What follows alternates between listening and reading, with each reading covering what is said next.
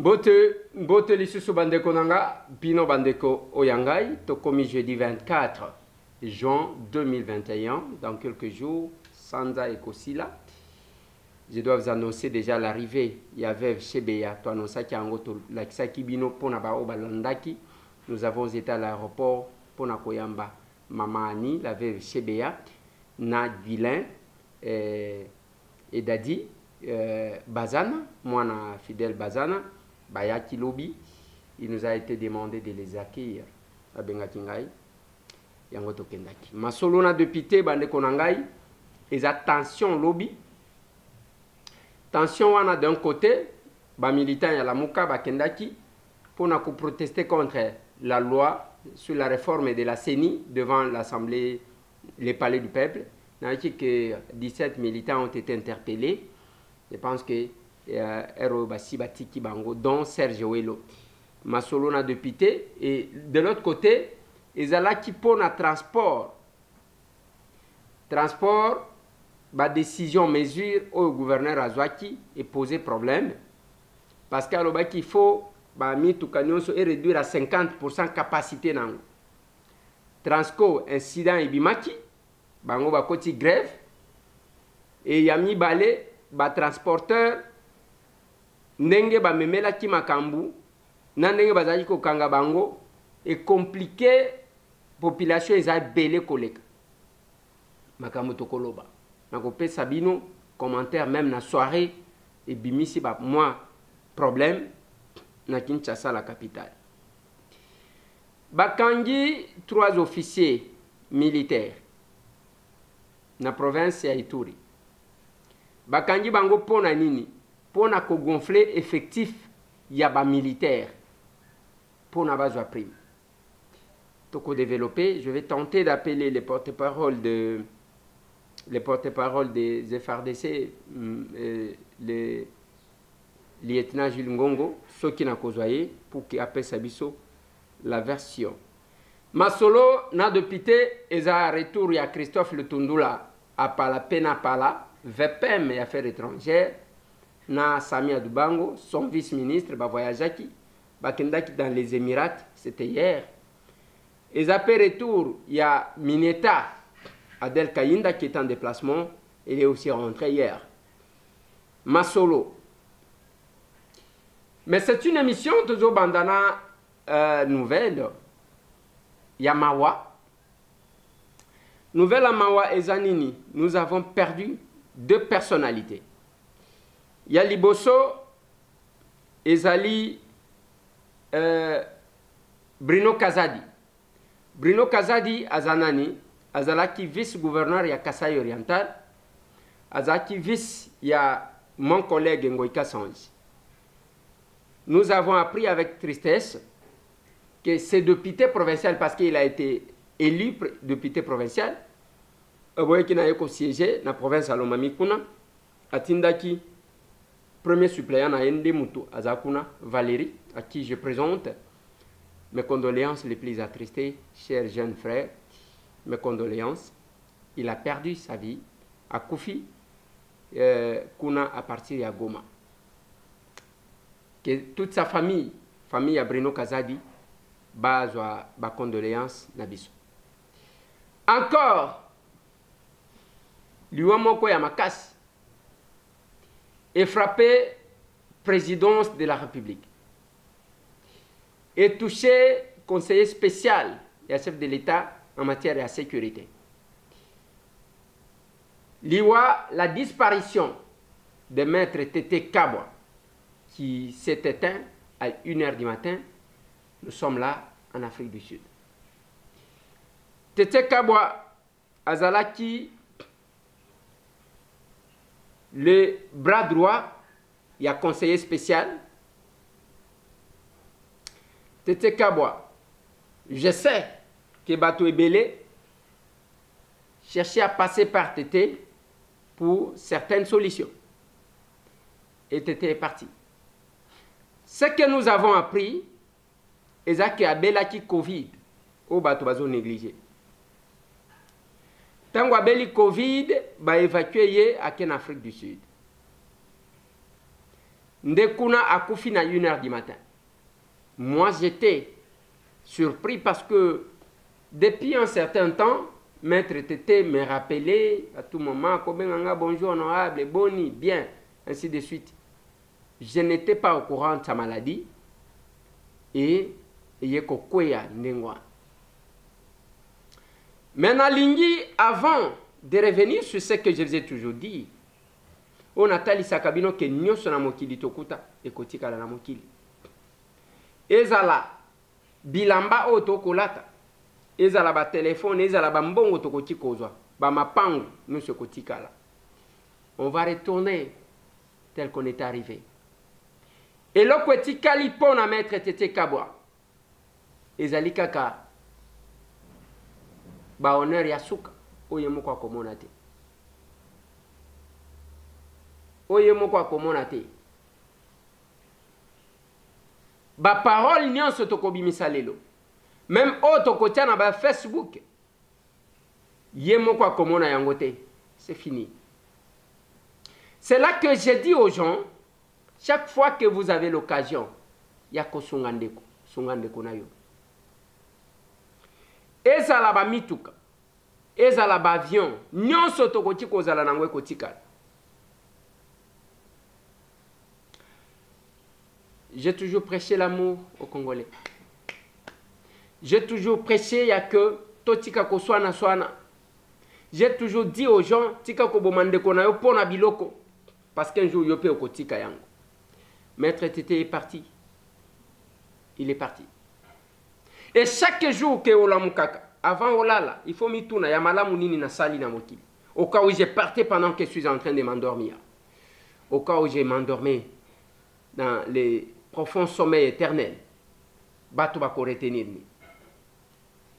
Chaque jour, to sala kamwa bilan wan avant que o lala. To sala yango pe na tongo, soki olamuki olobi oh, lelo na ko sala peni ko sekisa ndeko na yo. Ko sunga nengo zomona bandeko na biso. Des personnes avec handicap, les orphelins, ba domini, mutomoni azana difficulté tika ko kanga mutema sunga. Nalobaka pe na bato, ata soki oleki na nzela mais c'est embêté. L'essentiel est que ozali ko marqué kozala na yo na moki. Là, les deux messieurs que j'ai cités, Bruno Kazadi était vice-gouverneur. Azamutu ba voté député provincial à Boïki, député provincial. Et il est parti. Donc, ezalaki mutu azalaki assis, azalaki kolela nzalate, azalaki koluka mutu kate. Le Maître Tété Kabwa est parti. Bao baebiye, baebiye. Et la plupart des personnes devraient passer par ce messier-là. Pour plusieurs dossiers. Il est parti. Maintenant, l'Union a insisté pour ne lokomoko. Nazolo bela bande konabiso o bazali ko s'occuper na makambu secrétariat technique ya makambu a Covid. Boko limbi sangai na kozala un peu dur na bino. Mais ils apona bobo ngisa. Naza médecin te na koya pe ko remplacer mutute. Parce que ceux qui to bandi ko lo bandengwana de ko Eliezer jaloux, de ko Eliezer ezaka kandengwana. Bande ko ngai ngana za content na bino te. Bato ebele bino nde mutu bozo bomisa bango. Tangu boza kuna ça ne sert à rien ya koloba kaka que secrétariat technique bazo futa bino parce que les infirmiers qui ne sont pas payés là, bango baza bato staff technique te. Secrétariat technique bazo futa bango baza na barrière te. À ce que je sache, baza na barrière te. Mais nous sommes devant un problème bande konangai. Naloba la prise en charge ya ba malade. Ya liboso monkole wana et docteur Muyemba Keyi ba traité ye. Liboso azalaki koboya yango bazalaki koboya pour que ba retenir yango parmi ba centre oyo kokaki kwa cueillir ba malade ya Covid.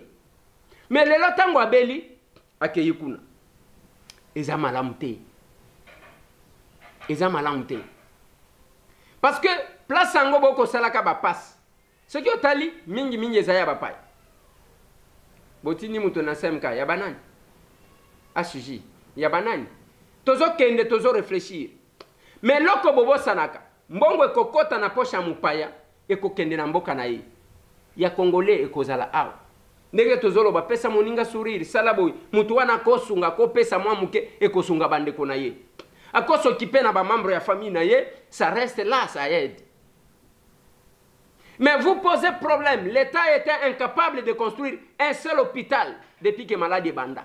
Il y a toujours des justificatifs. Mais ceux qui balingi baïba namboka na biso eza lokola ndenge bayokanaka ya koyiba. Maman Annie, la veuve Chebe, azolo mananake. Awa batu bayokana ke pona koyiba il faut kozwa kaka montant ya belé parce que toyokana mutu teke bakanye parce que yibi $1000 na lobi $1000 wana eza mbongo amikata. Pour construire un hôpital, il y a bisomoko, la dépendance. Ça c'est un élément. Deuxième élément, ce qui est aucun rubrique, il y a secrétariat général, il y a équipe, il y a lutte contre Covid. Au kokuta budget ya munene ya presse, ya sensibilisation. Bopé sakango nani. Na lobi boye bopé sakango nani. Bopé sakango banani. Et ezo sala musala nini. Nazo yokela bino soni na mawa. Degré bino nyonso. Ale bo sopani. Christian Lusakweno. Abeli. Covid. Alobita. Abanda koyebisa bato. Mais vous allez ramener la sensibilisation en français. Eza koloba nini. Oyo balobi Westing. Pastan oyo. Bino bozo sala. Bozo loba na batu. Oyo basi bayebi. Au lieu à kokitana peuple, oyo comprendre, vous avez ramené ça. Combien des émissions y a lingala ya makasi? Bokoloba ke Eliezer alingi batu baya. Attention kiboye. Il n'y a pas de problème. Mais toza quand même ebele batu bazo sala émission ya lingala. Toza ebele. Les gens qui sont suivis na Kinshasa. Batu boni ya lingala bozali ko pesa mbongo parce qu'il y a un budget. Botika makambu ya kokosaka batu, il y a un budget parce que je suis prêt à bimisa ba donner na ba chiffre, ba budget oyo eza commis pour la communication. Mais c'est pas possible mon Dieu. Escroquerie à tous les niveaux. Bino boza ba politicien te. Parce que na Congo oyo bazomona muyibi kaka ya ba politicien. Mais ya bino sikoyo. Tous ces budgets, il y a communication, la sensibilisation en français. Nous savons le faire parce qu'elles ont une bonne volonté à sentir makambo à sali. Azoyamba bino nyonso na français, bino nyonso ba docteur muyeme nyonso na français, lingala boyeba kangote. Vous parlez à qui, vous vous adressez à qui? Mais attendez. Vous enfoncez une porte déjà ouverte, pourquoi? Parce que les intellectuels, oyo bozolo belaya français, basi bayebi. Bazo mi protéger, bazo mi batela. Pasteur ya modèle nini. Et vous amenez même les ministres. Mais c'est pas possible, mon Dieu. C'est pas possible. Nazoka, chef de poule. Et ça a un budget à mon nene. Au moins, mouyibi ya modèle ou aneza malamute. Bon, les canaux télévision, vous expliquer, bien aussi ce que M. Tambou dit est faux. Il y a tout un budget. Et les programmes comme celui-là, tous ces gens qui interviennent dans Makamba Covid. Mbongo communication vous prenez quel journaliste? Parce que les journalistes à minene na Kinshasa toyebani. Ba baza suivi toyebani. Bino bakamati mbongo wana boko lia kango lokola nguba, mais ceux qui ont vendu kuti les politiciens dans ces pays vraiment ainsi de suite. Papa aux amuyibi. Et puis aux andoki, il y a yo muyibi eleki parce que sangani na kindoki. Mais c'est pas possible. L'argent et la communication, vous allez mener la communication en français, pourquoi vous vous adressez à qui? Sony Nabino, Sony. Et vous faites tuer les gens comme ça?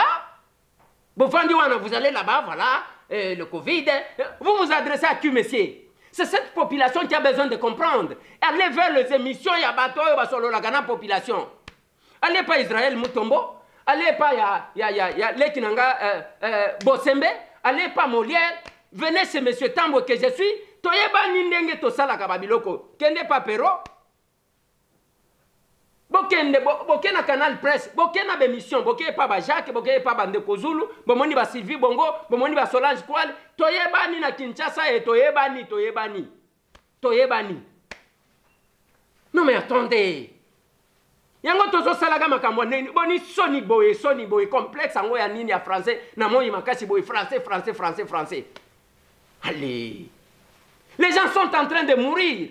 Au lieu d'expliquer aux gens, au lieu que ça, ba budget zo bimaka ya communication. Ezo kendaka wapi? Chez nous, nde bolingi boya ofele alors qu'il y a de budget ezana ba rubrique biso toyebi. Nous allons nous organiser. Et tokobana ko bundisa bino tokobimisa toutes les données ici sur la place publique. Comme ça population koyeba que tangu bozota la ka côté mususu ezana bandoki mususu bazo bomisa bato. Maladi basakana kanangota. Légèreté ya modèle one. Hôpital ya l'état ezate. Prise en charge bokosi bato ake bazo traiter bato fele bozo futisa. Docteur Mouyembe nous a dit qu'il n'a pas payé plus de $3000. Donc il a payé $3000. Tous les Congolais sont capables de faire $3000 ceux qui ont eu Covid. Boni boyko. Et ça ne sort pas de la bouche de n'importe qui. C'est pas possible. C'est pas possible. Deuxième élément. Bino pembangu mbangu deko beli lokola awe logo ezate. Ba évacuer. Ake na Afrique du Sud. Ba évacuer ake boy. Bande kona ngai. Obeli vandawa ba traité yo. Parce que bamboka wana bozo kende en Afrique du Sud. Tona bango ya Covid eleki ya Kinshasa. Eleki ya Congo. Bako s'occuper na bande kona bango te bako s'occuper na yo parce que yo yena mbongo. Nous avons perdu mon vieux Henri Thomas Lokondo akendaki en Afrique du Sud wana zongite. Maître Tete Kabo ye wana ke Afrique du Sud wana zongite. Il y a les gens, le Sakwano est tombé malade Christian. Ah, ba traité ye awa akokaki pe kokota avion bala moko akepoto asaliso ba traité ye awa ayoki malamu. Docteur Mouyembe ngo wana ba traité ye awa te ayoki malamu. Bo vanda bande konangai botika makambu ya kipelekese. Botika makambu ya sentiment. C'est ça que je vous ai dit même quand je vous parle des lunettes. Nalobi na bino on m'a prescrit ba lunettes. Les États-Unis ba salinga examen na moni les mêmes appareils. Mais ceux qui ont les lunettes, ils ont 2 fois. Ils ont protégé. Mais je suis arrivé au Congo. Awa et Panabiso Awa. J'ai trouvé un Congolais qui vit à l'extérieur. Asali solidaire optique naye. Tant que Batali Singa va expliquer, sorte il y a verre, ainsi de suite. J'ai compris que Batouana Balinga Babo Manga Misu. Hein? Il y a une difficulté. Ozana $300 aux hommes on a bien été yo hommes on a mis sur le les autres doublés aux hommes on a le col à 600 yo wana ko dépenser au commona au quotidien. Et on m'a démontré, on m'a expliqué, j'ai vu les mêmes appareils basalanga yango examen na côté na ba hôpitaux ya minel aux États-Unis. Yango na yeko kuta un Congolais fait un effort yo kotika ah na lobi na galerie présidentielle pas numéro na bango yango wana koko saté au Kamatin de là je vais voir mon médecin en Afrique du Sud, à quel côté là? Je vais voir mon médecin Boni Boyiko, complexe mon ko bozakana. Et botika bibima bima, parce que bisika bozo kende, ba oya biso bazo kende, bazo kufa kuna, botika la aw, améliorer les conditions de vie na ba hôpitaux na biso. L'État congolais nazo bele la docteur Mungani atayo pendant que ozawana ça là un plan batongela biso tozala quand même na eloko moko kotika la monument. Je pose toujours la question. Ceux qui rencontrent l'Union africaine et tonga ka cité l'Union africaine wana te na bambula wana. Tolinga tozala na cité wana. J'ai proposé pour la francophonie, même j'ai la francophonie na lobi bo salango awate bokende ko sala kuna. La ville doit être équilibrée s'il vous plaît. Non, c'est pas possible. C'est pas possible. Congo oyo mutu passe. Les autres ont un problème à bambouteillage. Lobi boyoki, au pesi mbwa boyi.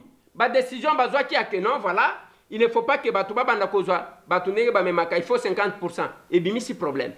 Transport ba grévé parce que kona ba beta kinde kona bangwe pa ba policier so ki ba militaire, bango ba grévé, ba chauffeur, problème, batuba komi ko tambola makolo. Jusque tard dans la soirée, batuba zo tambola, bazo finga Félix. Batu a Félix pe bazako bitumba ye ko bimana limete awa ya kosakana te.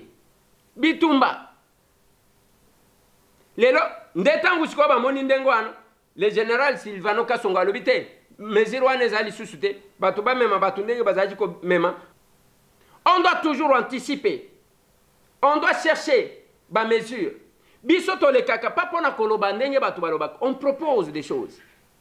Na loba na bino tout lelo. On ne to vandia. Embouteillage o tozana ngona Kinshasa. Je proposais, oui, nazo proposé na Chéribia Okende. Je le proposais des mesures pratiques. Na lobi excellence monsieur le ministre. Voilà. Mais entre-temps, batonga route ya contournement. E banda kimwenza gare tina njili brasserie e bimaka kuna bapa na biso bale kakawana ezala lokola autoroute oyo mutu akotele mate na ba sortie oyo akokende mateta kobima oyo akokende Kisenso oyo akokende Lemba université monga fulango e kozala nengo wana si on tant qu'on ne fera pas ça en tout cas ngana éviter on va rester na biloko ya ko inogiraka biloko mike ça ne va pas on cesse de proposer. On cesse de vous parler. Bao bazo finga, ba finga. Bao bazo chola, ba chola. Biso to zakunate. Nous avancerons. Mais heureusement que ma vidéo est tikala. Je vis mutumoko a balancer vidéo moko na salaka na ndekonanga Serge Welo tangu babe banaka na vie nanga Martin Fayoul. Wana azoloba. Omoni même tant que tozolo ba makambo bande konanga tozalaka na retenu parce que les paroles ne s'envolent plus. Yango komona kangaite tango zomona bato. Yo zaka na position te zaka. Position ezani. Yake na vandi wana na bandiko finga Fayoul. Soit na vandi wana na bandiko finga Félix. C'est quoi cette histoire là? Soit na vandi wana na bandiko finga Kamere, ngana ko finga mutu te. Si ya critiquer, je vais critiquer. Même ceux qui bambula na bambule leki akoloba nanga olobaka nanga bo oui nalobi oui président nalobaka na yo boye parce que salaka boye o culture ya kofinga o ya koloba n'importe quoi mais ça nous rattrape moi quand je vais critiquer je critique mais je ne me lance pas na culte de personnalité muto asali malamu o asali mabe nalobi na bino ennemi ya mboka na yeza nai kaka biso ba congolais awas nalobi ba o bazo bomisa bato. Il y a tout un budget, il y a communication. Bango wana ba kimeli koloba na français. C'est la même chose. En quoi est-ce qu'ils sont différents? Na ba officiers ba utiko kanga na Ituri. On a arrêté les officiers. Ba gonflé bango ba lobinde heure ya kozwa mbongo. 3 officiers ba kangi bango. Ba tous ceux qui baza 20, bango ba tie ba tous 60. Baza na posa mbongo. Et comme business, yango na lobaka combat business, combat job. Et comme indengwa. Aujourd'hui, ils sont aux arrêts. Même bon, on a surtout un beaucoup sans angote. Bolo kwango pe boko bimaleloti. Voilà, nazo la bino lieutenant Jules Ngongo porte-parole, il y a FRDC kuna na Ituri, akoka koye bisabiso qu'est-ce qui s'est passé avec les 3 officiers. Mbote mon lieutenant. Mbote ndeko. Na lingi wa bisabiso toyoti kuna ke bakonzimi satu ya FRDC bakangami pona likambu nini. Na mitindo ya mokonzi ya mboka wa alobaki yango malamu que il faut va mettre fin na matali anti-valeur na kati ya mapinga ekolo ou bien ba force de défense et de sécurité pe a na Ituri ezali exécuté à la lettre et à l'esprit ya ba ordre ezali donné par le chef de l'État, gouverneur na ba tuna union sur la justice ba bandi contrôle pe na makambo yango ba ekokwea na ba officier misatu basalaka na administration jusque là bazali poursuivi pour ba gonflement to ba bengaka ba gonflement ya ba liste ya ba militaire pour na paiement na ba makambo nyonso oyo ba soda bazwaka comme ba droit na bango. Donc soki na yoki malamu baza bato bazalaki ko bakisa ba kombo na kati ya mampinga ba kombo ya bato bazalaka te. Bon, na koloba lolenge wa benga ngo faux intellectuel, c'est-à-dire kola ko bakisa ba kombo gonfler ba liste peut-être batu bazala raté mais ya che batu lolenge wana d'après justice militaire mais banquette ezali ebele poto e ba ko déterminer réellement bazali poursuivi na likamoni mais aux premières instructions ezola ki ça été babakisaka bakombo to babakisaka bakombo na ba liste ya ko gonfler ba liste d'effectifs ya ba élément ya FRDC jusque là oyo to ebina nu yango wana mais na tango to zali ko bazali na auditorat militaire banquette ezali ko continuer. Je pense que un de ces 4 matins moto na moto akoyeba koyeba nini bazali ko reprocher parce que ezali na bureau ya rémunération esika bafutaka bato pe ezali na bato oyo bagéraka baeffectif ya 32e région militaire tala nde justice ezali kosala mosala na yango na makambo wana. Ok, lieutenant Jules Ngongo, na lingina tika yo parce que ozana misala mususu. Boni évolution ya état de siège parce que bandeli ozalaki kopesa biso quand même information mikolo nyonso ke ba récupérer village boye, batu boye, baye komitika. Sikoyo et comment lokola ezoyo kanali susute. C'est-à-dire opération elembi ou bien musale ezali kokoba. Soki ezali kokoba, bonne évolution. Po ba collègue mususu ba député bazali ko dénoncer que ba moni lokola faiblesse parce que bato wana bazo continuer ko boma bato. Non, ba opération ezali ko continuer na ba axe nyonso. Kasi ba priorité na biso tozalaki to réussir yango à 90%. Oyo ezalaki ko fongola bandela ko permettre que sika banguna bazalaki ndinga toyeba ko récupérer ba localité wana. Lolenge moko tozali ko continuer na opération yango. Boka kisango na Fataki Nikolo eleki ke Fataki ezalaki théâtre d'opération mais na makasi ya mapinga ekolo sous commandement ya lieutenant général Luboya Kasha Majoni to récupérer Fataki mobimba nandinga na yango na maboko ya mapinga ekolo et au plus ou moins 44 miliciens bazalaki neutralisés de manière légale na makambo wana na bitumba wana kasi awa to linto banda deuxième phase na biso pe bokozo basango me boye ba ete état de siège ezali déjà na ba résultat ezali probant mokolo na mokolo po Ituri ezali ko respirer à part banguna obo yebike bazali ko sala de manière terrorisme basala ka koboma batak ciblé mais les mbisi bisote kuna na Tchabi pe to récupérer déjà Tchabi mbaboka mobimba vie ezongi normal loko les alaki tout ça ezali makambo état de siège koto yo pe na justice ezali ko sala mosala na yango bayiningi bazali ko kangama et lobby vendredi tokobanda ba procès le premier procès ya makambo état de siège oyo ba soda bazali ba miliciens bazali bato yike bazali pona olakisa ete volonté politique ezali biso mapinga ekolo tozwi makambo ngo na maboko tokosala po ete kimia ezonga lokola constitution epesi biso pouvoir wana na makambo etali état de siège. Mais lieutenant Jules Ngongo kaka ndenge olobaka wana mais pendant que bino bozakuna ba mampingande bazana makambo nyonso na maboko bayaki boni koboma batu soki plus de 70 personnes dans un hôpital bino bozalaki wapi et boni ekomaki ndenge wana to perdre bandeko na biso ebele modèle wana. Oui, ezali pasi et tozo compatir pe na bato wana oyebi ete tokosalaka jamais okoloba ke sécurité moko ya fil barbelé ezali pasi parce que monguna ayebi place nini wazali ko cibler parce que ezali terrorisme ezali battaque brusque mode opérateur na bango ezali pour semer terreur alors balukaka place oyo mapinga ezali te parce que faut koloba yango mapinga ezali partout te mais sika monguna amonisami aussitôt localisé aussitôt to frappaka ye et nakokima na ye eza te aye biso tozali ngano nakokima na bango moto ya mapinga ekolo nde bazali koleka koboma paisible population nakokima moto ya mapinga ekolo tala scène ndenge lekaka ezali te que non baye kaka esika tozali baboma 70 personnes non ça c'est inacceptable et koki kosala mata mokolo moko te parce que si vous écoutez que ba officier bazokoya c'est parce que bazo défendre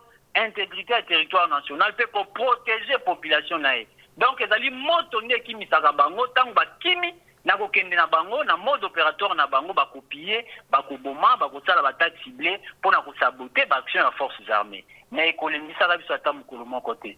Lieutenant Jules Ngongo, relation na bino ya mampinga na population eza ndenge nini? Est-ce que la population continue à vous appuyer ou bien population a relâché moi moké? Oui, ezali la catégorie de population ezali ebele. Il y a de ceux-là, il y a une population qui est vraiment manipulée, qui travaille pour le compte de l'ennemi. Ça, c'est dans toutes les nations, il y a des choses comme ça. Les gens qui ont vendu leur âme, leur état d'âme pour l'argent, ils ont vendu leur conscience pour l'argent contre la République. Mais la majorité de la population jure que par la paix, et pour faire la paix, la population, il faut soutenir Mapinga École. Là, c'est les règles d'or que nous avons toujours cherché. Na minute autre koloba été relations civilo-militaires na bisika nyonso tozali koleka bisika nyonso o mapinga ekolo ezali quand même kokende obo fixe ezali malamu mais boye ba été infiltration tango ezalaka ezana ba population oyo balingaka kimia te parce que baza ko bénéficier talande ba oyo tozali ko sala mokolo na mokolo po ete bazongela tata bazongela république parce que nation ya république mingi bakinisi yango et patrie ezali mère o biso nyonso fallait to défendre mais ezali pasi komona bandeko mosusu mpona lokoso ya mbongo mwa kanyaka mwa miliki mwa boye bateki ekolo bazali kolakisa même bisika oyo biso tozali population zali kosala mpona compte ya ennemi na ekolo ba population nyonso te mais souci ya mokonzi ya province maintenant général Luboya Kachama il faut qu'on renouvelle confiance entre population na armée nae mpona kolonga monguna oyo. Lieutenant Ngongo mpona kosukisa est-ce que passage à chef de l'État to visite à chef de l'État na Ituri ezali un signe ya réconfort na population pe na mampinga ya ekolo ou bien ezali kaka eloko population na bino mampinga boyambi passage à chef de l'État ndengeni à tout le niveau koyeba ete en tant que président de la République garant de la nation et le défenseur des intérêts vitaux ya mboka oyo etali biso basoda na population ezali esengo mpe epesi morale oyo balobi morale na biso ezali au zénith parce que mokonzi ya mboka azwi mapinga na ye na maboko azali kopesa bamoyen azali kopesa maso oyo ete po tolonga bitumba ça c'est un et de passage na ye awa na Ituri yeba ete état de siège baiturien nde basengaki yango mpona kopesa kimia bayambaki ye malamu pe maemanso oyo yalakaki baiturien badiscours na ye tozali komona yango deja me mokolo alongwe Ituri mpona Goma tala bayike bakomi kokangama bayike bakomi kokima tala même makambo mosusu okoyoka yango 2 ou 3 jours awa oyo alobaki ezali kokokisama donc ezali réconfort moral ezali ko transmettre biso détermination na ye pona koluka kimia et nous ne pouvons que dire à vos ordres à toutes les instructions ezali ko pesama na commandant suprême pona koluka kimia ko restaurer l'autorité de l'État et les ordres ne se discutent pas population mobimba ayambi chef de l'État na boboto na bolingo pe na alaki ba population pe lakisi soutien na ye ko basadere na état de siège na ko collaborer na ko dénoncer pe to monike mingi ba nda ko dénoncer mingi bazali ko dénoncer côté na biso pe mapinga to zulu susu makasi ya kolanda munguna po to silisa makambo wana trop c'est trop et cette fois-ci chef de l'État lobaki yango kamalamu ke akozonga timate pona kobenga na banguna e biso pe tolandi ye kaka lakele le tokozonga timate tokolanda munguna tokobeta ye kimia ekozala pe ezozala déjà. Merci beaucoup lieutenant Jules Ngongo et bonne journée. Merci matondi mingi. Voilà. Ezala kibongo lieutenant Jules Ngongo. Boyoki ke bande kona biso pendant que bato bazo sala que ba sauver ba ame ya bato bazo kufa. Ba mususu bazo zwango eza possibilité ya ko s'enrichir. Yango bomoni quelque part ngana zo kam. Même makambo ba mituka oh lobi na yebisa kibino na lobi. Il y a problème. Ba mususu ba komelinga inbox te ndeko Eliezer. Il fallait Nazar les sous na posa ya débat wana te. Tout ce que vous engagez comme procédure. Il fallait commencer avant ba député. Ba député kutuna ba moni angote. Ils en ont les réseaux sociaux. Mais les généraux ont eu des jeeps. Toko takasibo e bisabi sosoki et yaki nanzelani. Nathalie Sakibino, il y a une distraction créée par l'FCC pour nakokunda les informations importantes. C'est quand même compliqué. Et les gens se laissent manipuler comme ça. Parce que peut-être en fonction de moi jalousie, c'est compliqué. Lobby, procès au banda, kuna ya makambu ya baoba kangama depuis état de siège et koyeba nakaka ndengeni ni makambu. Nazo sukisa nakei ya maman Annie Chebeya, la veuve Chebeya, na Guilin et d'Adi Bazana, au Bayaki Lobby. Je vous mets notre passage. C'est juste un extrait. Nous sommes allés. On nous a aidés à les accueillir jusqu'à leur atterrissage. Et Toyena Bango.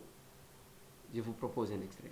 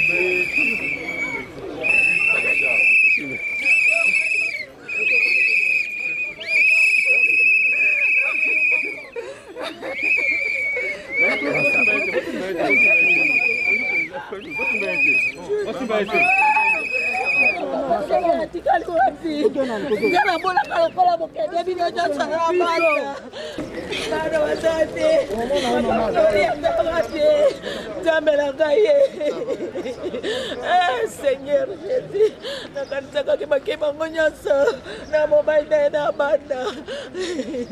c'est que papa on a coupé solo, papa on a quitté solo, papa Flori a quitté solo.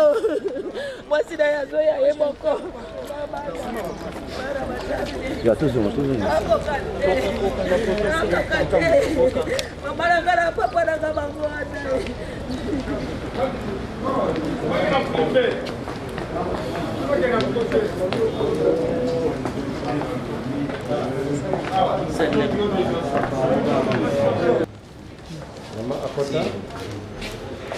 Là, nous sommes avec les boissons là, les restes vont servir. Oui, hein.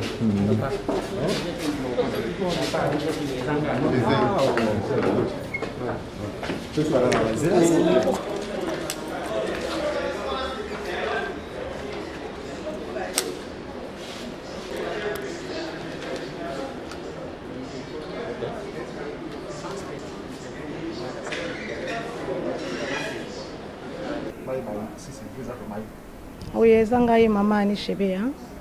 Moi c'est fait Floribert Chebea. Oyo boyebi baboma ki na mboka oyo na ba policier. Bon naye parce que nazali nominé na prix M Kasalo femme d'honneur. Il y a ONG Lizadel batu ba tindelinga invitation. Oto nazali nominé pona yango. Alors suite na yango nde yango na ye pour na répondre parce que bazali couper sa valeur na basi oyo ba soutenir ki mibali na bango na combat ya makasi oyo ba bundi pour na mboka oyo. Alors parmi basi wana na jury na bango ba monaki ke aponaki ngai alors yango wana pona ko honorer mémoire mobali nanga parce que za combat mobali nanga yango na lobaki mwana tika la kuna ezate pona mobali nanga ifona ya parce que koya kozwa prix wana elingi koloba te ba congolais ba yebi ke mobali nanga sala ki musalama kasi pe ya munene ndetina wana na ye. Madame, vous revenez justement pour ce prix-là en français. Donc, qu'est-ce que ce prix représente? Oui, ce prix-là, c'est un prix d'excellence, je peux dire ça comme ça, parce que ce sont des femmes de valeur qui ont milité derrière leurs hommes, qui ont milité pour le droit et la liberté ici au pays. Et mon mari, vous savez, Floribert Chebea a travaillé beaucoup et puis il a donné sa vie pour ce pays. Et c'est pour cela qu'on m'a nominé pour le trophée M. Kassal aux femmes d'honneur. Alors je me suis dit, il faut que je vienne pour recevoir ces prix au nom de mon mari, parce que ça c'est pour l'honorer aussi. Au-delà où il est, ils savent que je l'ai soutenu et je le soutiens toujours, et je continue à lutter pour ça, pour la justice soit rendue aussi à lui. Par rapport à la justice, justement, madame, il y a un mandat d'arrêt qui a été lancé contre lui, qui est toujours en fuite. Un mot à ce sujet. Non, je crois que mes avocats sont là, ils vont vous le dire. Moi, présentement, je n'ai pas assez d'informations et mes avocats vous le diront. Oui, Mbote. Comment on a allé Guilain Bazana et Dadi. Donc, on a allé moi, on a fait Fidèle Bazana et Dadi. Oui, na mboka bakoko na biso zali na ko accompagner tantine nanga ani Chebea. On a pris oya kozwa d'ici le 25 ya mois oyo. On a ezaki idéal qui na accompagner parce qu'il faut pas oublier bakufa ki bazaki mbale donc papa Chebea na papa Bazana ya on a honneur wana na esengela ki na ya na accompagner pour na prix wana pour na liti obamba bundaki pour na RDC. Bongo tango yoka kina mutu oyo azaki concerné na makambo oyo ba papa na bino aza balansaki mandat d'arrêt pour naï et ça qui donne yango ezaka liste na biso à tous les jours tolingi que justice sala musala nango que les vrais coupables bazala traduit devant les barreaux et que toyeba pourquoi ba papa biso bakufaki. Et n'oublie pas aussi jusqu'à présent toujours le cateau et bakor ya papa Fidèle place ezali. Donc pour Nabiso jusqu'à présent tout ça les déités toujours là jusqu'à ce que bako restituer biso corps naé de permettre que biso la famille bazana tout ça la déi pour nous. Voilà. Bon, la raison pour laquelle je me suis venu au Congo après 10 années d'absence, il ne faut pas oublier que le 2 juin, il y avait eu double assassinat de Floribert Chebea et Fidèle Bazana qui est le père. Et aujourd'hui, il y a eu un honneur, on voulait honorer les femmes, à l'occurrence de ma tante qui est la femme de M. Floribert Chebea, suite à son combat qu'il a lutté pendant qu'il était encore vivant sur la terre. Bon, pour moi, la famille Bazana, je me suis dit, je ne serai pas en dehors de tout ça, il faut que je puisse quand même accompagner ma tante, parce qu'il ne faut pas oublier que papa Chebea n'était pas assassiné tout seul, ils étaient assassinés accompagnés avec M. Fidèle Bazana. C'est pour cela la raison à laquelle je me suis venu au Congo pour honorer les mémoires de nos parents. Bien, d'abord, casquette ya congolais, aye koyamba, ba congolaise, na congolais. Moi, si y a collègue nanga ya droit de l'homme, o babomaki na mboka oyo. Moi, na ya collègue nangai ya droit de l'homme. Moi, si y a Floribert Chebea, Annie Chebea, elle est là. Et Guilain Bazana et Dadi, moi, na ya Fidèle Bazana, mes collègues défenseurs des droits de l'homme de ma promotion. Moi, c'est Paul Sapou. Et bon, c'est avec beaucoup d'émotion que na précédaki naïe Tosengi Boya pour na ko honorer prix oyo bapesi yo pour représenter ba maman nyonso oyo babundaka butu moi pembeni ya mibali na bango oyo bamarka histoire ya mboka oyo moko na biso collègue aza honoré à travers prix oyo bakopesa mwasi na ye veuve Chebea. Voilà pourquoi je devais absolument venir l'accueillir sur le sol de ses ancêtres. C'est avec beaucoup d'émotion puisque je sais ce que c'est la vie en Europe. Je sais ce que c'est la vie sans papa, sans parents, moko ya ba parents. Et voilà pourquoi Nazaliawa po natala soki makambo nyonso ezoleka na ndenge ekoki. Voilà.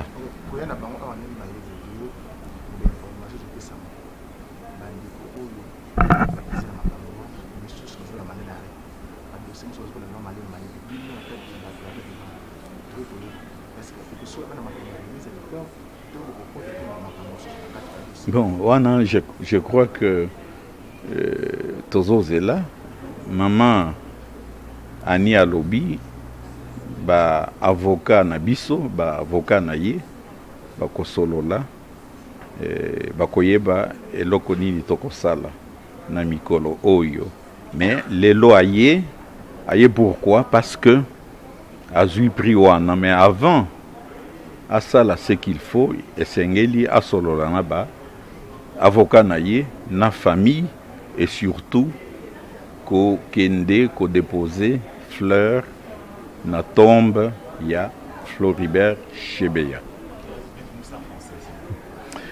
Bien, je suis là, Anjili, accueillir maman Annie Chebeya, l'épouse de notre collègue Floribert Chebeya, d'heureuse mémoire, qui a été assassiné dans ce pays au même moment que notre collègue Fidel Bazana, ici représenté par son fils Guilain Bazana.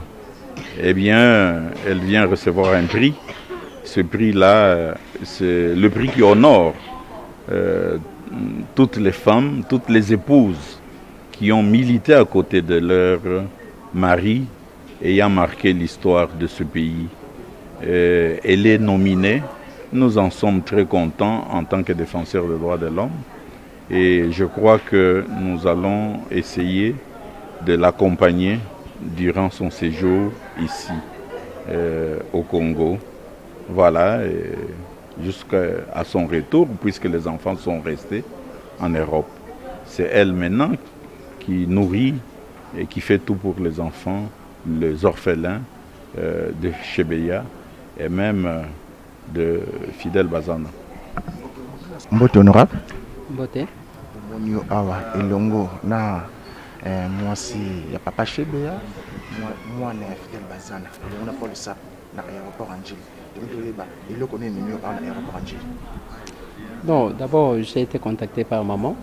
À Lobinanga Ndeko Eliezer, Nazo ya mercredi. Pour ça nanga Isaya Keyo ya Koyambanga. Yango to s'organiser ki na mukulu, o bobengi Paul Sapo, na benga ke mukulu. Pour que to ya Koyamba. Pona Koyamba mukulu auti koloba que azan émotion, azan même émotion. Je fais un effort, il y a encore Tatina Kati pour récupérer Guilain, Bazana, na maman Annie. Ça nous rappelle le parcours de notre combat. Parce que dans le combat, on a mis coloniaux sur le Baka. Et Bélé Bakoya, Bissoso qui tozali, ce n'est pas parce que tu as plus juste. Vous voyez dans quelles conditions Papa Chebeya Koufa. Atika moi si na banana dans quelles conditions babima na mboka oyo. La même chose pour la famille Bazana.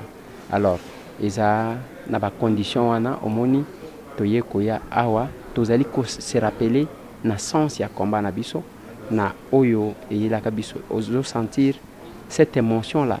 Ça fait plus de 10 ans je crois que et maman amona kamboka na été ki bana ba mona kate. Maintenant, à Zongi, je crois que Moukoulou a pris ces détails. Il y a Oyo et Mimi Bango pour que ba Coca-Cola. Pour la sécurité, Bandeko Obaye, Yosa Molobi, le député national. Bon, ça qui a déjà, pour protéger qui a n'eng baye, tout bon résolu kamate.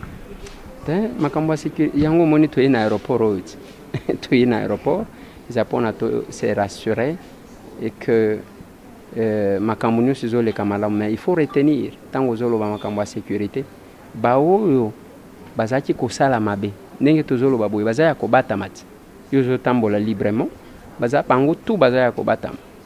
Alors c'est pour vous dire que mokili ezalaka na mokolo nango te. Ce n'est pas que bapesi yo manduki mpona kobatela bato yo baloli manduki wana mpona koboma bato. Bilombe nyonso to wana bazalaki kotanga tous ceux qui sont impliqués na assassinat baza wapi Baza Kobatama, bazo vivre dans ma boulou actuellement. Donc, ils ont dit que souka tout ce qu'un homme aura semé, il est moissonneur.